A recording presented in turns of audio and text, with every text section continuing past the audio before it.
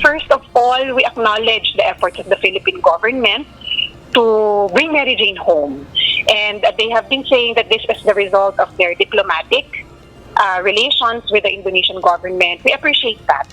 Matapos ang 14 na taong pagkakakulong sa Indonesia, sa wakas nakatakda ng umuwi sa Pilipinas si Mary Jane Veloso. Isa itong tagumpay para sa kaniyang pamilya matapos ang mahabang talakayan sa pagitan ng mga gobyerno ng dalawang bansa. Ngunit sino ba si Mary Jane Veloso at inaabangan ng marami ang kanyang pag-uwi sa bansa? Taong 2010, nahikayat si Mary Jane na magtrabaho sa ibang bansa.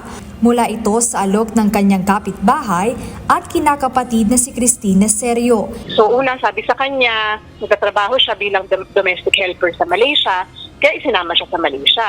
Pero pagdating doon, sabi, ay hindi na available yung trabaho, kailangan mo munang pumunta sa Indonesia.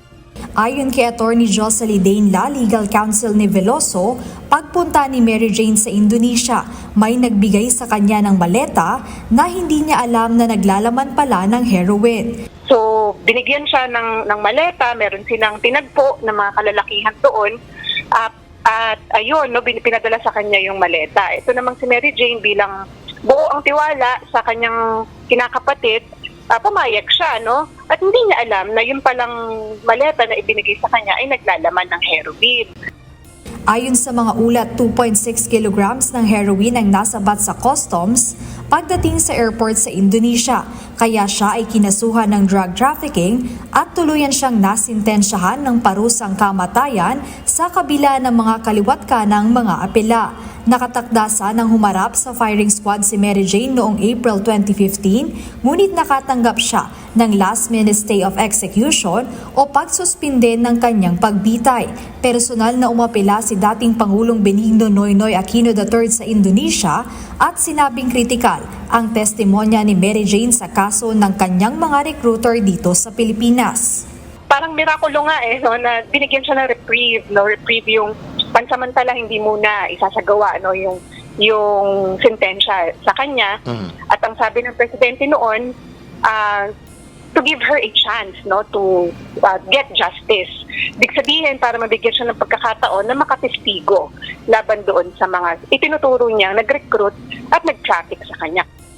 Dahil sa ibinigay na reprieve ng gobyerno ng Indonesia kay Veloso, nabigyan siya ng pagkakataon na ipagpatuloy ang inihain niyang kaso laban sa kanyang recruiters at traffickers dito sa Pilipinas.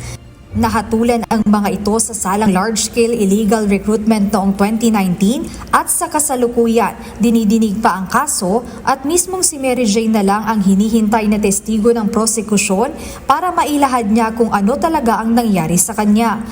Matapos ang mahabang talakayan sa pagitan ng Indonesia at Pilipinas, naabot ang kasunduang ilipat ang pangangalaga kay Mary Jane Veloso rito sa bansa.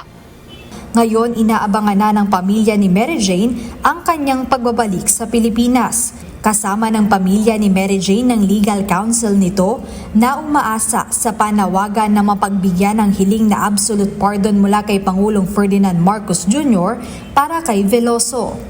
Ako po talagang gustong-gusto ko na pong makita ang ating anak, mayakap, mahalikan. Talaga pong yung aking anak na yan ay mabait, kaya gustong-gusto ko na po siyang makita at mayakap.